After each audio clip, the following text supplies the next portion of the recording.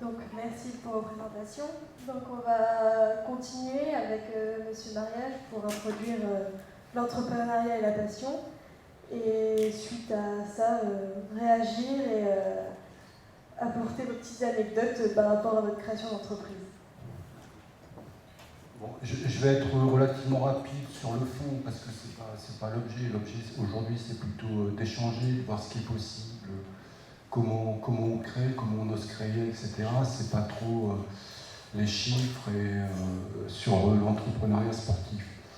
Simplement 4 points. Quand on parle d'entrepreneuriat sportif, on parle de quoi? On parle de nous, qui avons monté nos structures, qui sont encore des structures au niveau local, régional, même si on travaille sur le national, parce qu'on est obligé de se faire connaître, se développer, etc. Et on parle aussi d'Amaury Sport Organisation, qui organise le Paris-Dakar, le Tour de France, qui a le journal de l'équipe, etc. C'est l'entrepreneuriat sportif. Au départ, c'est quelques illuminés qui avaient de l'argent, certes, mais quelques illuminés qui se sont dit on va investir dans le sport. On parle de Décathlon et on parle aussi de certaines chaînes de télévision qui ne travaillent que sur le sport.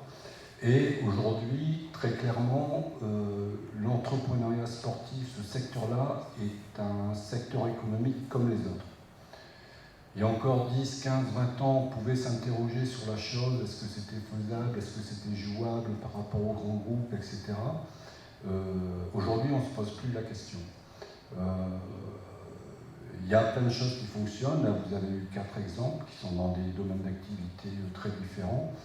Et c'est ça aussi qu'il faut mettre en exergue aussi aujourd'hui sur ce qu'est l'entrepreneuriat sportif. L'entrepreneuriat sportif en France, c'est essentiellement des TPE ou des PME.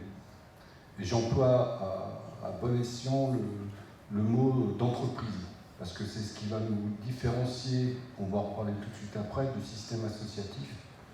Même si on peut être entrepreneur sportif en étant dans l'associatif, là clairement le choix a été fait sur la société, sur du commercial, sur du développement d'entreprise.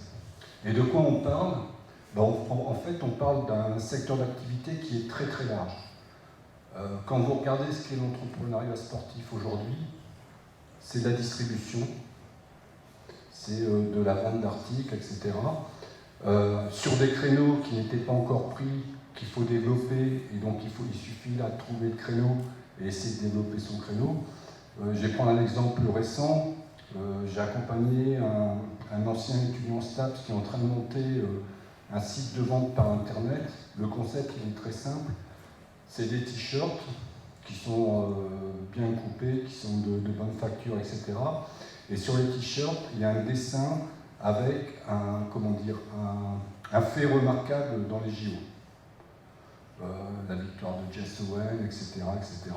L'idée part de là, c'est-à-dire comment je peux remonter par rapport aux JO et faire de la vente de textile autour de ça. Et c'est quelque chose qui est en train de prendre. Il est en train de créer son site, ça commence à fonctionner, il commence à faire ses premières ventes, etc. Donc on a la partie distribution d'articles, on a la partie bien sûr vente de prestations sportives, d'événements sportifs. Et là on verra aussi qu'il faut différencier deux choses qui sont importantes, c'est l'aspect, c'est ce qu'a dit le collègue, c'est l'aspect sportif pur, et puis tout ce qu'on peut mettre en place aujourd'hui en termes de loisirs, en termes de spectacles, etc. Il y a l'aspect, bien sûr, consultant, accompagnement, etc. Et vous avez aussi un aspect qui se développe énormément ces derniers temps, c'est tout ce qui est nouvelles technologies. Le crowdfunding, vous avez énormément de gens qui se lancent dans le crowdfunding sportif. Tout ce qui est au niveau informatique, sur la gestion des équipements, la gestion des créneaux, la gestion des licenciés, etc., etc. C'est un secteur qui s'est énormément développé. Alors, les atouts et les freins de l'entrepreneuriat sportif.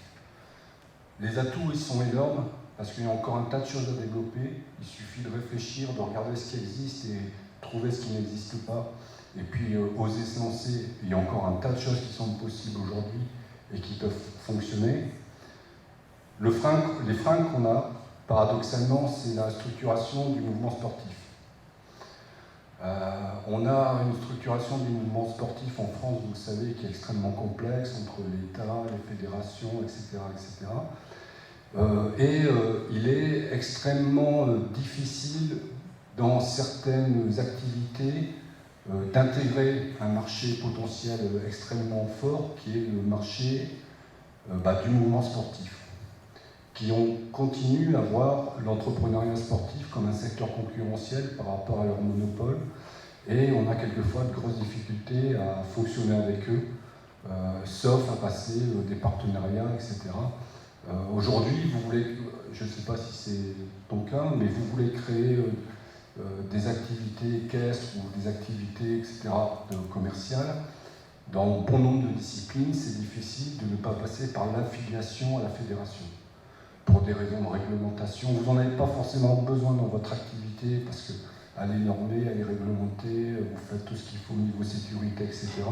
Mais l'affiliation à la fédération va être un passage obligé par rapport au code du sport, etc. Et ça reste un frein.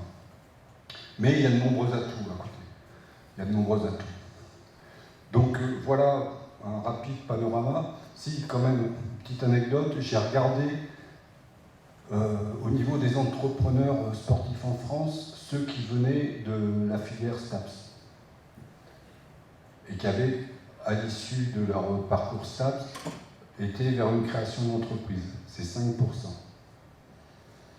Ça n'est que 5%, parce que je pense que les atouts, ils sont aussi là par rapport aux formations, etc. Ça n'est que 5%. Et la majorité des gens qui créent des entreprises dans le secteur sportif aujourd'hui sont des gens qui ont été chercher d'autres types de formations ou des formations grandes écoles, HEC, etc., ou ingénieurs. Mais faut que ça nous donne aussi à réfléchir, parce qu'il y a sûrement des atouts pour les étudiants en stats par rapport à leur connaissance du secteur et par rapport aux formations initiales qu'ils ont, qui devraient être exploitées dans ce secteur-là.